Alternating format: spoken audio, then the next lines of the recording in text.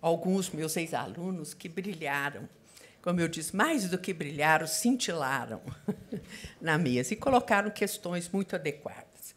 Eu não tenho dúvida de que uma reforma tributária ela tem de ser sistêmica. Não tenho dúvidas a este respeito.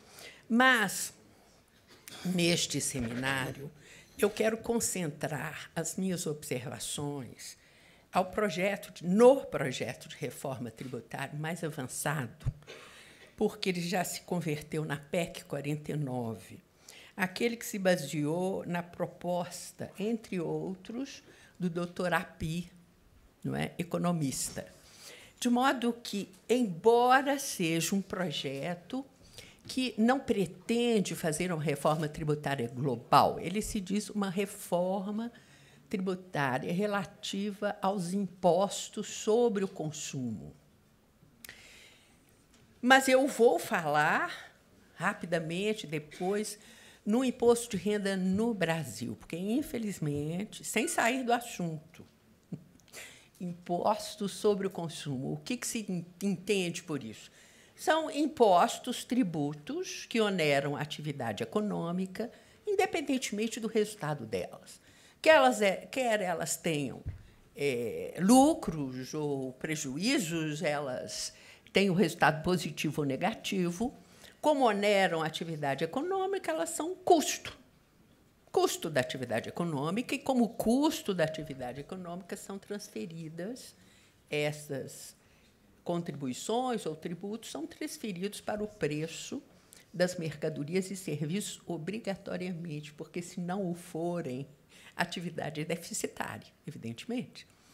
E, no caso, né, nós vamos ver que, em algumas hipóteses, o nosso imposto sobre a renda das pessoas jurídicas se converteu num imposto sobre o consumo. Então, só nesse aspecto é que ele vai ser incluído nos comentários que eu vou fazer relativamente à PEC 45, como uma modelação dos impostos sobre consumo no Brasil. Como se sabe, a proposta, na minha opinião, ela é lesiva ao federalismo brasileiro e à capacidade contributiva, ou seja, capacidade de consumo, em especial das famílias pobres, mas não só das famílias pobres, também das famílias de capacidade econômica média. Nós vamos ver por que isso. Ela tem méritos? Sim, tem méritos. Né? Ela, com alguma modificação, pode trazer pontos positivos para o Brasil. Então, eu não vou sugerir, ao final, a rejeição da proposta in totum. Por que não? Eu vou sugerir, ao final, a proposta, com algumas modificações, aprovada como faculdade, ou seja, como dispositivo a que os estados poderiam aderir ou não, e aqueles municípios que o quisessem. Ela será obrigatória para a União, se a União pretender efetivamente levar isso à frente. E aí nós poderemos conciliar uma coisa com a outra. Bom, a moda canadense, onde foi introduzido facultativamente uma padronização, uma uniformização geral. O grande mérito da proposta API, vamos dizer assim, é a simplificação. É um tributo muito mais simples, porque alíquota única, uniformização geral, cassação da competência de estados e municípios, a verdade é essa, e concentração da competência na União, que vai modelar o tributo por meio de lei complementar, arrecadação federal, substituição do IPI, do PIS, da COFINS, do ICMS, do ISS, por um imposto único sobre bens e serviços. No modelo, não se fala sobre o que bens e serviços. Sobre a produção, sobre a comercialização, não. Porque não se muda, não é necessário mudar a titularidade do bem.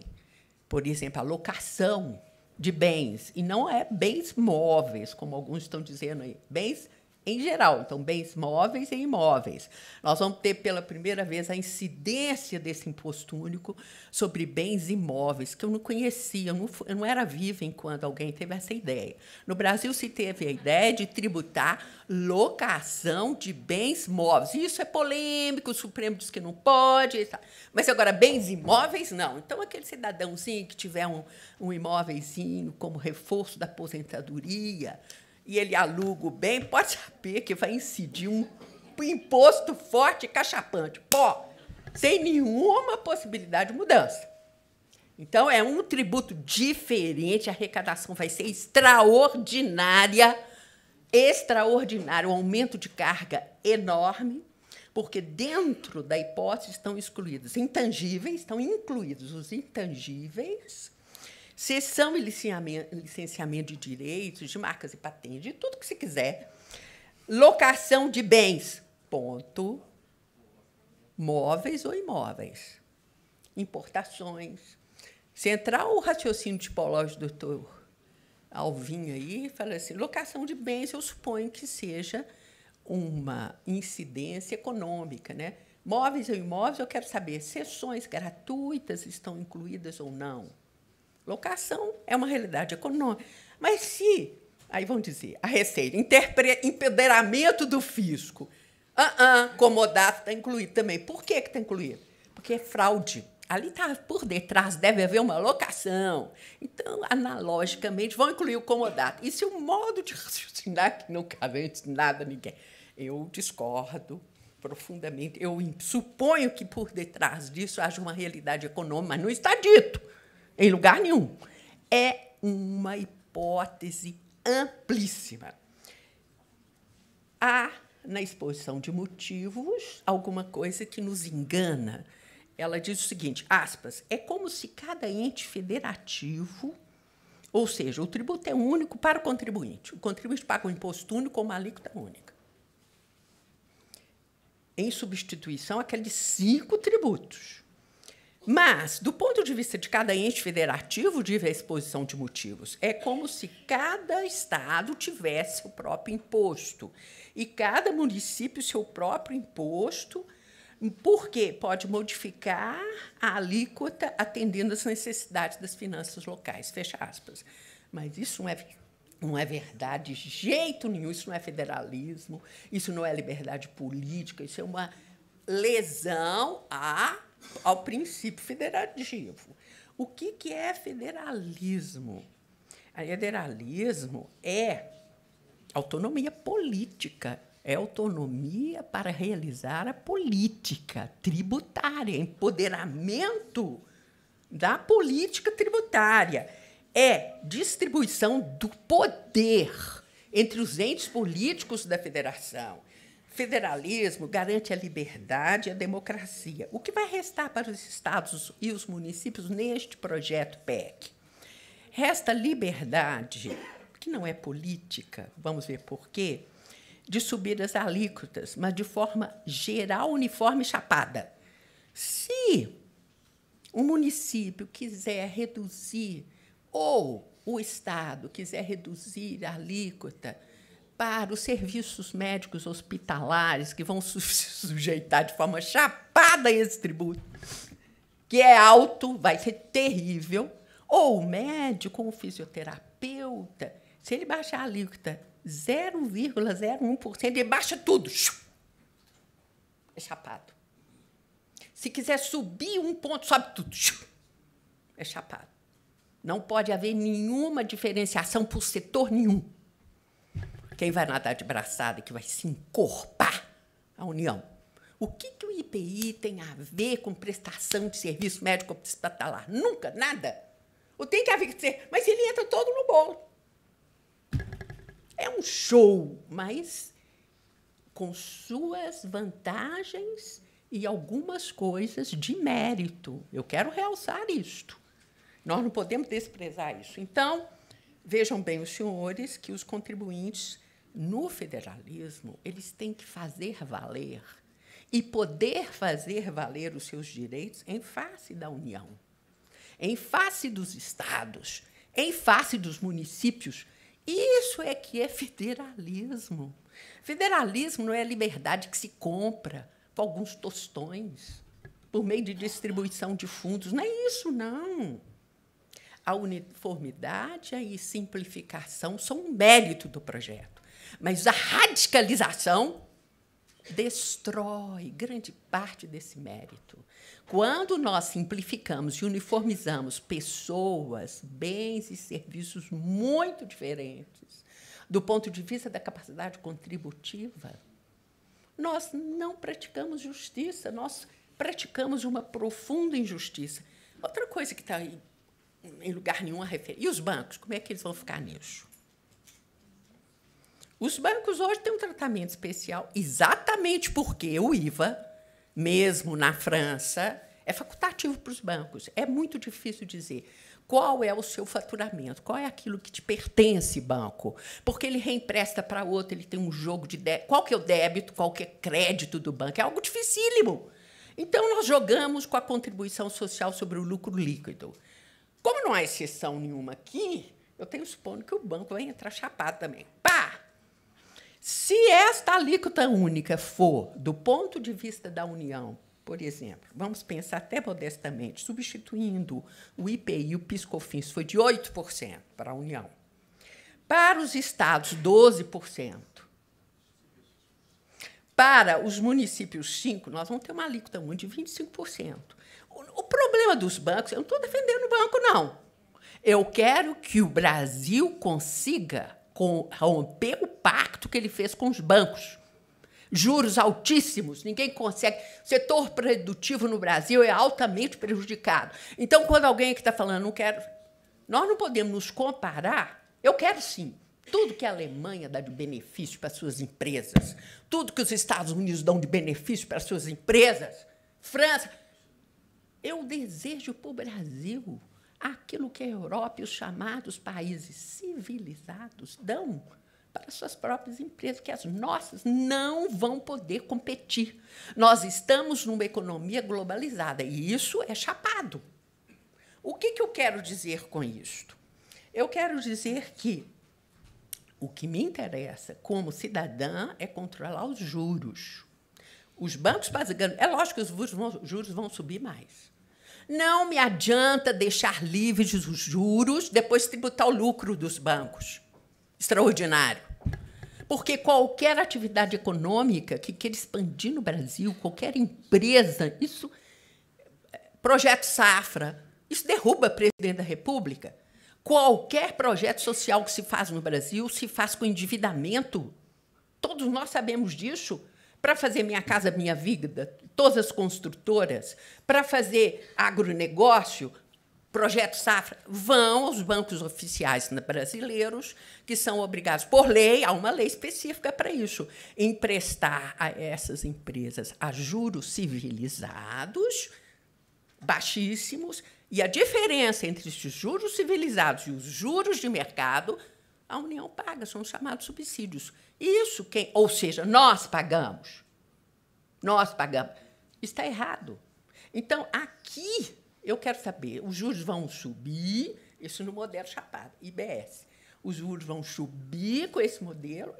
Para mim, não conforme, eu gostaria que os juros baixassem, e os bancos, como na França, têm o direito de escolher, olha, esse imposto, operação de crédito, também é intangível, é um serviço aí. Opa, vai tributar. Já no Brasil é tão difícil conseguir um financiamento a preços razoáveis. Então, estes são os problemas a que eu estou me referindo sobre a simplificação. A simplificação é bem-vinda, mas não uma simplificação homogênea que não atende às peculiaridades de cada setor. Então, nós precisamos entender que essa forma de simplificar é nociva para todos nós, e especialmente para as empresas. Eu sei que há empresas que estão prestigiando este modelo, mas devem estar mal informadas, porque este modelo sacrifica essas empresas.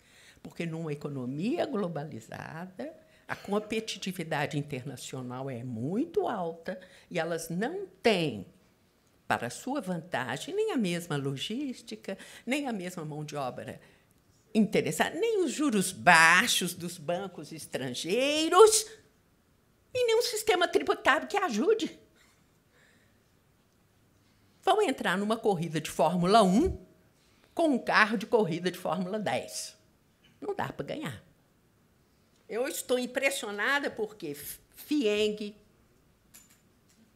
CNI, com a empresa claudicante, Federaminas e tudo mais, não estão entrando para valer nessa discussão. Ontem eu vi um trabalho, né, do Dr. Ives Ganda, me surpreendeu, com outro autor na Folha de São Paulo, preocupadíssimo com a concentração do setor financeiro. O que ele disse é o seguinte: os bancos comandam o setor financeiro no Brasil, porque, na verdade, eles controlam os cartões de crédito, eles controlam as seguradoras, é tudo uma coisa só. Vamos acordar em relação a... Porque existe um outro setor enorme, a indústria, por exemplo, querendo gerar emprego, querendo produzir novos bens, e que não pode se voltar, né, exatamente com um projeto de simplificação tão radical. Eu acho que essa simplificação muito radical ela vai ter que ser quebrada no projeto API, vamos dizer assim. Uma outra qualidade do projeto é a base ampla. Nós precisamos recuperar as bases tributárias, com certeza. Base ampla de bens e serviços, então. Uma base ampla de bens e serviços porque expandiram a hipótese de nós formarmos PIS, COFINS, etc. Expandiram as bases de cálculo de todos esses tributos e contribuições para incluir aquelas realidades. Mas outra coisa fizeram: recuperação da base tributária relativamente a todos esses tributos, IPI, PIS, COFINS, ICMS, ISS, pela eliminação radical de qualquer benefício, de qualquer isenção, de qualquer incentivo. Então, o que se espera é que, com o passar do tempo, na medida em que os tributos atuais se extingam, o novo IBS venha com uma base ampla e cheíssima. Claro, isso nós vamos ter, né, uma recuperação palpitante. Sugestão, né, isso pode ser feito, mas a minha sugestão é que, no modelo atual, isto seja aproveitado, isso que eu acabei de referir, uma base ampla, para incluir, ou na Constituição, viu, doutor André? Presta atenção. Quer na Constituição, porque eu vou falar no seu nome, quer na Constituição, quer em lei complementar, a tributação dos grandes impérios econômicos. O GAFAM, né? Google, Apple, Facebook, Amazon, eles têm passando ao lado e nós brigando entre nós aqui. Eu vou tirar isso de você, eu vou tirar isso de você. Guerra fiscal para cá. O que é isso? Isso é, como diz o doutor André Mendes Moreira, isso é colonialismo digital. E nós estamos discutindo um projeto do século passado, mas já estamos no século XXI. Então, ele vem aí, presta atenção na mesa dele, ele vai sugerir, e a União vai morrer de alegria com essa sugestão, PIS, COFINS, importando, neste caso, vale importar a solução britânica, que já é hoje. Vamos tributar o GAFAM? Sim. Como? Vou deixar surpresa para que ele explique para todos os senhores como se faz isso. Já implantaram, isso vai começar no ano que vem lá. E outros países. Então, por favor, não precisa fazer nada para isso. Basta um dispositivo.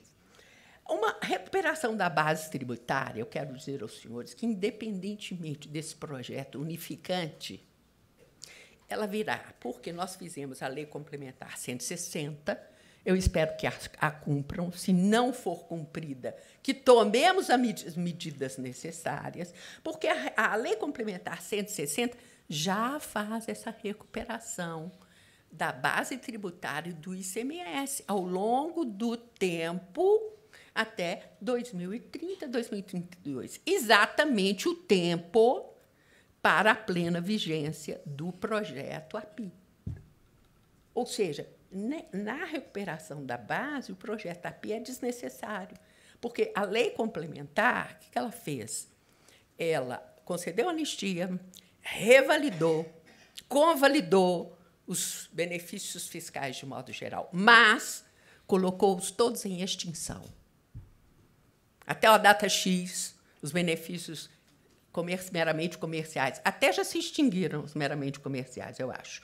Na data Y, comercial e industrial, na data Z, os industriais, não sei o quê. Então, eles vão se extinguir todos. A recuperação da base, ela vem ou não, quer aprovemos ou não este projeto. Tá?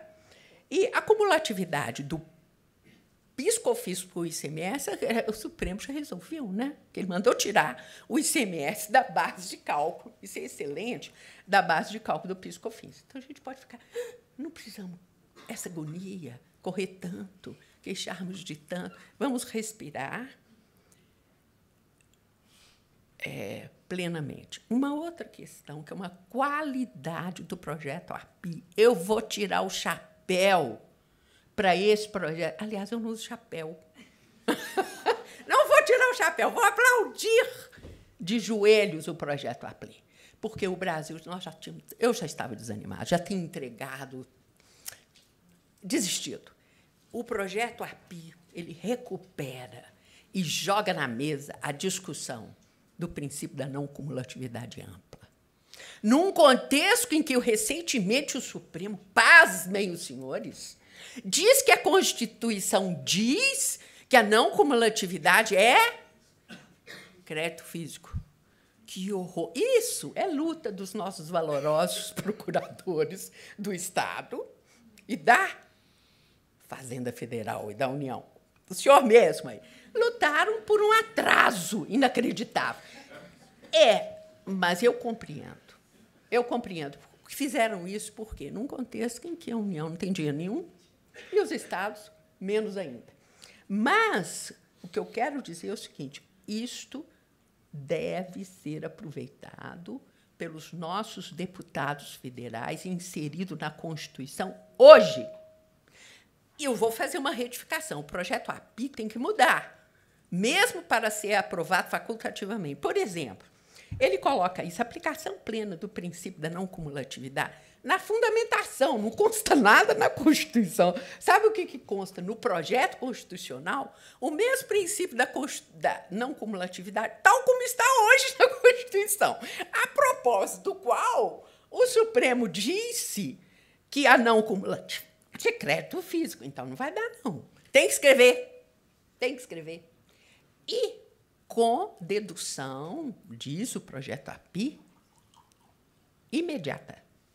Não é aqueles 4 anos, aquele negócio que a União fez no PIS/COFINS, péssima, que você fica lentamente no tempo. Isso não existe. Por isso que eu falo, esse negócio de ser Alemanha ou Europa, eu gostaria, eu desejo profundamente que o Brasil importe o que eles dão de bom para as suas empresas, porque aqui no Brasil é o seguinte, agora eu vou falar em benefício da FIENG, de todas as indústrias e empresários. O ministro da Economia está com mania de falar que é um absurdo, que vai acabar com os benefícios. O que é isso? Vai acabar com benefícios? Como? Quem falou isso? Um relatório da OCDE? Claro. Com bancos trabalhando lá com juros civilizados, né? Vem comparar aqui. Segundo, aqui no Brasil, se alguém quer fazer um investimento, vai ter que comprar muito bem do ativo permanente. O que ele faz, esse cara? Ele vai para o governador implorando de joelhos, olha, eu quero expandir a minha empresa, eu quero gerar 5.000 empregos aqui no estado de Minas Gerais. Por favor, deixa eu fazer dedução acelerada dos créditos relativos aos bens do ativo permanente. É isso que ele vai fazer com um desespero. O que faz o empresário europeu? Nada, senta na cadeira, cruza as pernas. Isso está na natureza do tributo. É da natureza dele. Eu quero, sim. Eu quero o que eles dão de bom. Porque não dá para comparar, simplificar, chapar coisas diferentes. Eu estou estranhando a falta de reação do empresariado nacional. Estou estranhando profundamente. Tem que reagir. Vamos acabar com tudo. Opa, vamos acabar com aqueles que são privilégios. Vamos introduzir uma cobrança dos resultados desses benefícios. Isso é que se faz. Isso é que se faz. Não é tributar coisas que não são iguais. Então, esta uniforme, esse crédito financeiro que vem agora, só que ele tem que estar escrito na Constituição, né? Com dedução imediata, é importantíssimo. Já podemos introduzir isso, se houver algum... Não tem um deputado aí, tem? De Minas? O senhor é... São Paulo. Oh, meu filho, mas São Paulo tem uma inteligência... É um carro-chefe, uma locomotiva do Brasil. Os senhores vão longe. Só não quero que São Paulo faça o que parece que ele está fazendo. Apesar da Lei Complementar 160, o seu governador tá que dá benefício, chama aqui. Quem está lá que venha? Vamos dar benefício. Depois ele vem, depois que ele se posicionou em vantagem ao resto. Não, vamos fazer agora um tributo chapado que ninguém mais pode dar benefício. Aí não. Aí não pode fazer isso, não. Isso não é leal. Eu acho que todos os governadores têm que respeitar a Lei Complementar 160. O que o senhor poderia fazer para o bem do Brasil é já introduzir agora, numa lei complementar, o crédito financeiro, o crédito amplo, como propôs o senhor Api. Eu não vou desprezar as coisas boas que esse moço, parece doutor economista, sugere. Ele renova uma discussão que estava morta no Brasil. Vai ver que seu governador está dando para quem quer ir. O que já deveria ser. Olha, nós pusemos isso tudo na lei, hein? A Lei Candir era assim na sua origem, com dedução imediata. Logo depois vieram com tantas modificações com a Lei Candir que ela se tornou. A mesma coisa o PIS/COFINS, a conversa nacional, crédito financeiro, crédito... Mentira, depois, na prática, a União começou a inventar insumos diretos, insumos indiretos na produção, está todo mundo discutindo em juízo. Não dá um crédito. Então, isso o senhor podia aproveitar, já introduzir, independentemente de reforma, na lei complementar do ICMS, outra modificação da Lei Candir, com dedução ampla e imediata.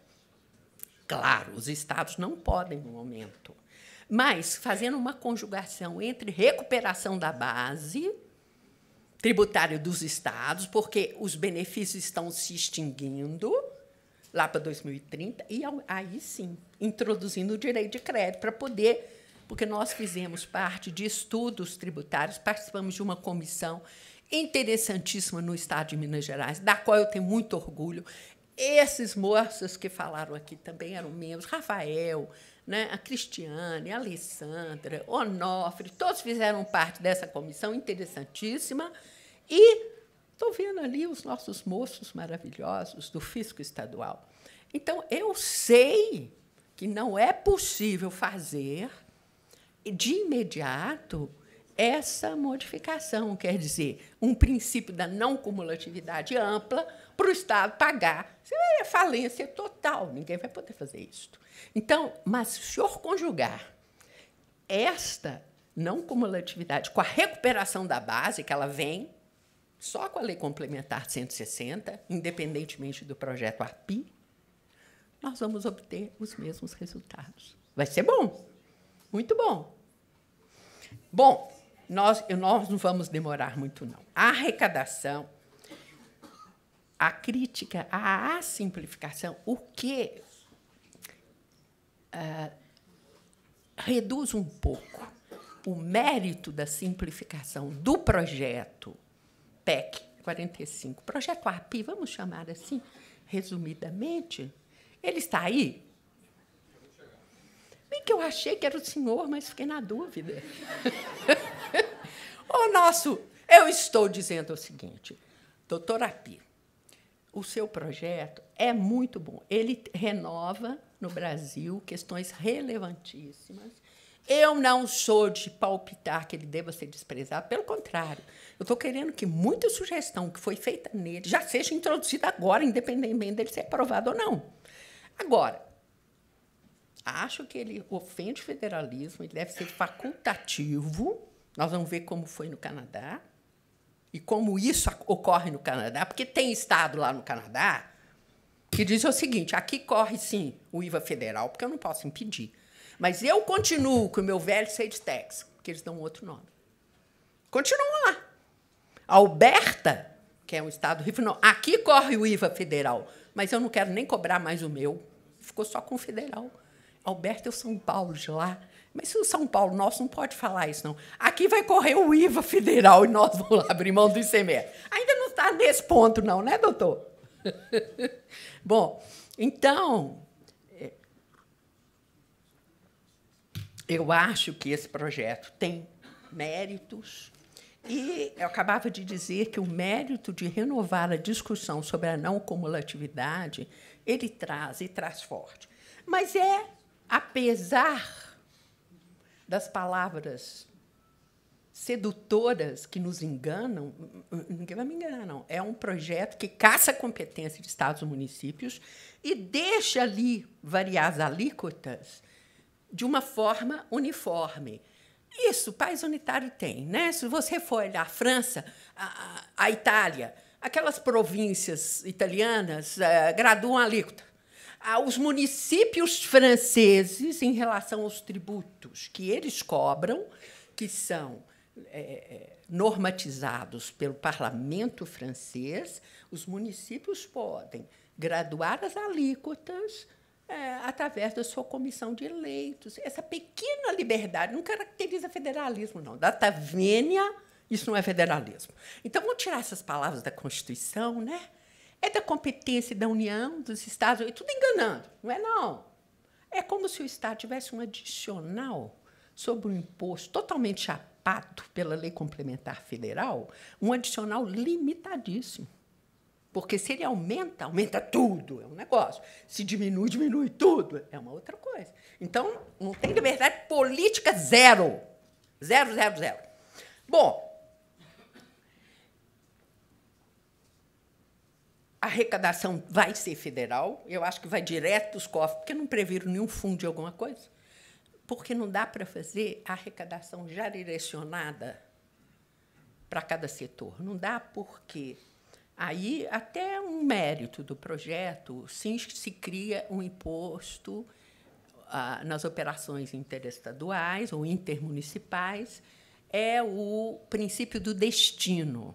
Então, cada estado vai receber o valor líquido de acordo com a sua alíquota, dentro da alíquota única, proporcionalmente à sua alíquota, dentro da alíquota única, ele vai receber o valor líquido nas suas operações internas, acrescido esse valor líquido acrescido das compras feitas a outros estados e deduzido este valor das vendas para outros estados. No fundo, é um balanço, né, entre compras e vendas com outros estados. E isso vai interferir no direito de cada estado. Por isso que não dá para você dar, como contribuinte, um sinal aqui no seu computador, porque você não tem essa informação. No MEX, o Estado de Minas comprou mais ou vendeu mais? Como é que vai fazer? Então, isso vai tudo encorpar. A União vai ficar melhor. Você nem precisa mais advogar, você vai ser procurador da Fazenda. Que Fazenda? De um erário, trilionário? Você não precisa nem fazer nada.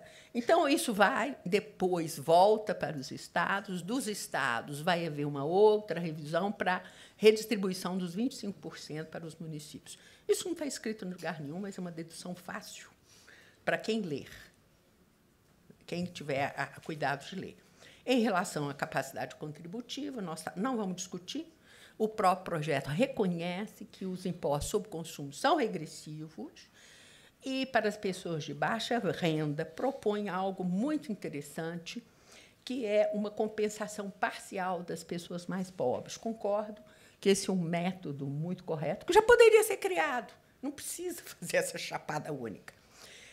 Mas é mais amplo do que se supõe, porque isso vai incidir, imagine, numa alíquota única de 20% ou mais do que isso vai incidir sobre serviços médicos hospitalares, serviços médicos, dentistas, fisioterapeutas, terapeutas, locações de bens. Os móveis a gente estava esperando, os imóveis não, porque nunca assisti a isto. Então, aquele cidadão que tem lá um imóvelzinho residencial para aumentar a aposentadoria, ele vem, pá! Então, isso vai atingir classe, não é só a família muito pobre, não. Esse fundo seu tem que ser encorpado, porque isso vai atingir muita gente. Muita gente. E os bancos ficaram fora desse tratamento, né? Não, eles estão fora hoje, mas não vão ficar. Eu não vi exceção nenhuma aqui. Então, os juros vão aumentar. Olha, eu sugiro o seguinte: a desvinculação da receita da União está garantida enquanto ela existir. Então, os cálculos da alíquota da União são feitos menos os 30% que não são destinados à União. Não é isso, doutora Pi? É. Mas se amanhã essa desvinculação da receita cair, eu gostaria de que fosse incluída uma garantia no texto constitucional, porque está dito na fundamentação, mas quem diz que vai para lá? Que isso seja destinado à Seguridade Social, saúde e assistência social, porque isso vai encorpar a reposição dos recursos das famílias pobres, porque aí é uma compensação parcial. Mas nem a cesta básica, nem medicamentos, nem alimento, nada está excepcionado. Então, eu acho que a regressividade vai ser muito alta. E como há uma alíquota, a alíquota União é feita, de todos os entes estatais, é feita como uma parte vinculada às suas destinações clássicas, mas há um outro trecho, um outro percentual desvinculado, claro. Esse desvinculado, esses 30% de afetação que não mais existirem, podem muito bem ser contabilizados pela União nesse desvinculado, para ficar só para a União. Tem que haver um comando constitucional que volta para a Seguridade Social mesmo. Doutor, eu não vi isso, não. Eu vi só na fundamentação. Vocês modificaram? Tá? Então, isso é importante. Porque eu, pelo contrário, eu vi.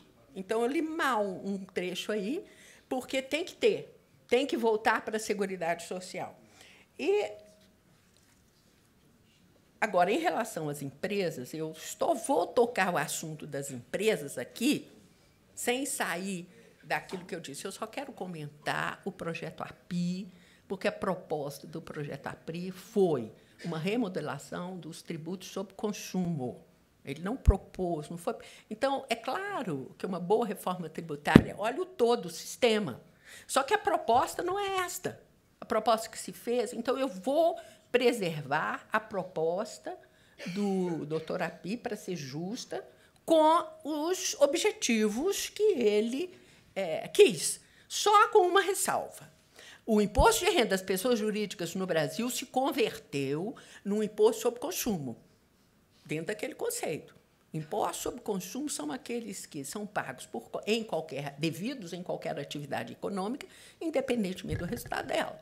Se eu tenho que pagar imposto de renda sobre a renda, com prejuízos acumulados, não posso nem distribuir lucro, estou para frente com uma trava de 30%, o que acontece comigo? Eu estou pagando imposto sobre aquele lucro 70% excedentes, que absorveria o meu prejuízo, que não é lucro real. Então, isso significa o quê? Que nós estamos transformando o imposto sobre a renda em imposto sobre consumo, por isso que eu estou tratando desse assunto aqui.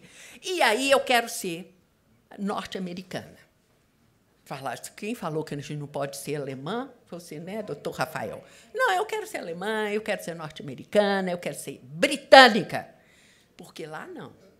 Lá a empresa é protegida. E aí eu vou chamar a atenção de todos os senhores que, no momento, sabem que muitas empresas marcam prejuízo, né? Nós estamos falando na FIENG, aqui é indústria, a indústria mineira está emperrada.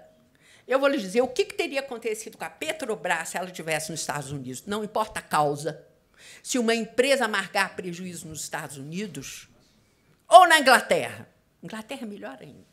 Não sei por que eles tiveram que fazer Brexit, né, com tantas vantagens. Vejam bem os senhores, o que acontece? Em primeiro lugar, alguns países é obrigado, a França é obrigada, você vai com os seus prejuízos para trás, refaz o balanço dos 2, depende do país, ou 3 últimos anos, onde houve lucro, quando houve lucro. O imposto de renda foi pago, foi recolhido ao fisco. Como você fez o balanço, agora ele mostra prejuízo, você pagou imposto de renda indevido, vai ao fisco e pede, me dá de volta o que eu paguei. Você capitaliza a empresa imediatamente. Então, o que ela aparenta no mercado de capitais não é isso, não. Os jornais, deu prejuízo. A empresa... Que isso, meu Deus do céu? Isso não se faz, isso quebra as empresas. Vai para o mercado de capitais e ela está no lucro. Agora, se houver prejuízo ainda, os ingleses são os melhores. Apesar dessa dedução retroativa, você vai para frente sem trava ao infinito na Inglaterra e por 20 anos nos Estados Unidos. Então, eu não quero ser isso? Quero. O que eu desejo para o Brasil é que o Brasil tenha os benefícios que os outros países dão à atividade econômica e com uma Constituição forte, porque nós podemos não ter a melhor mão de obra, e não temos a mais qualificada.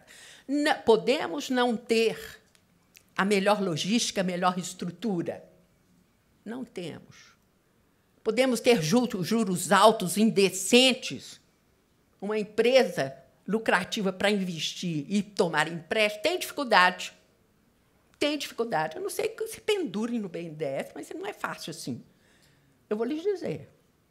Mas nós temos uma coisa diferente. Nós temos uma Constituição garantista. E isso muitos países não têm. Por isso, doutor Alvim, se nós perdermos o nosso diferencial, realmente nós vamos ter restrições muito grandes. Este é o nosso diferencial. De modo que eu critiquei o doutor Toffoli, naquele jantar que houve em homenagem ao Supremo, quando ele disse: desconstitucionalizem o direito tributário. Eu falei, pelo amor de Deus, nós vamos perder o único diferencial que nós temos, que é uma Constituição garantista. Eu só peço lealdade à Constituição. Eu só peço lealdade ao direito, lealdade ao Estado de Direito brasileiro e mudanças, melhorias do sistema tributário. De modo, em relação ao projeto do Dr. Api, como ele tem seus méritos, não dá para falar assim, desprezem esse projeto. Não dá. Ele tem méritos reais. O que eu peço aos senhores é o respeito ao federalismo e que ele se converta numa opção facultativa para estados e municípios. Porque o que aconteceu no Canadá é que as províncias mais pobres, claro, aderiram ao modelo da União, que a União oferecia. Então, introduziram um IVA à moda do IVA federal, com a legislação toda federal e arrecadação federal. É o que se está pretendendo fazer aqui. Mas outros estados, outras províncias canadenses disseram não. Aqui passa o IVA federal. Nós vamos continuar com o nosso velho sales tax. E continuaram. Estão lá até hoje. Um terceiro modelo muito interessante que Minas poderia adotar, Quebec. Vamos aceitar a legislação federal, a moda alemã, né? Vamos deixar passar aqui o IVA federal, vamos aceitar o nosso imposto sobre vendas, vai ficar igualzinho, vamos seguir a legislação federal, mas nós, de Quebec, arrecadamos e fiscalizamos e depois te damos a sua parte, União. Ou então a Alberta. A Alberta aderiu ao modelo federal, mas falou, não, eu não preciso de tributo aqui meu sobre venda, vou deixar só o tributo federal, mas só mesmo. O tributo federal não aumentou para a Alberta, ficou igualzinho. 7%, os estados, em geral, são 8%. Então, lá tem 4 modelos diferentes e regimes. Quando você compra de um, que vem de outro, é outra província, que tem IVA, a questão é uma. Quando você compra de outro, que está no sales tax, a questão é outra. E lá tudo funciona. E o Brasil não faz? Faz. Nós temos coisas complicadíssimas e tudo funciona entre nós. Então, o que eu gostaria é que nós tivéssemos modelos alternativos, né, doutora Maísa? Os estados podem aderir. O projeto API vai ter 2 anos de experimentação, não é, doutor? 2 anos de teste. Nesses 2 anos de teste, muita gente pode querer aderir, principalmente municípios mais pobres, sem uma infraestrutura, ou até estados mais pobres, podem querer aderir ao projeto. E daí? Outros não. Tá? Eu sugeriria algumas atenuações no projeto API. Essa história de simplificação irredutível não vai. A realidade é muito mais rica e a justiça demanda uma atenuação. Ninguém vai querer, né, um fundo de compensação para a empresa, né? Não existe isso. Para serviços médicos hospitalares, para médicos. Que isso? Eu vou lhes dizer uma coisa. Estão falando do IVA, que o IVA não tem exceção. Claro, a Europa só tem pouquíssimas alíquotas, alguns países têm alíquota única, mas na Europa, vocês acham que as clínicas médicas pagam IVA? Não, senhor. Não, senhor. Estão isentos. Médicos pagam? Não, senhor. Então, não é assim a vida. A vida é muito mais rica do que um sistema tributário chapado. Muito obrigada, senhores.